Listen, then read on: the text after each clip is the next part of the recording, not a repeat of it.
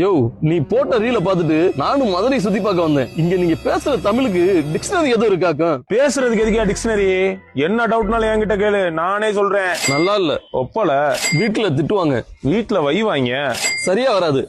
சுத்தப்படாது. சாவடிக்காத. இலவ கூட்டாத. முட்டாள் மாதிரி பேசாத. கொங்காத்தனமா பேசாத. கஷ்டப்படுத்தாத.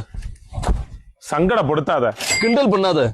லந்த கொடுக்காத. குறுக்க வராத. ஊடால வராத. எவ்வளவு பெருசு?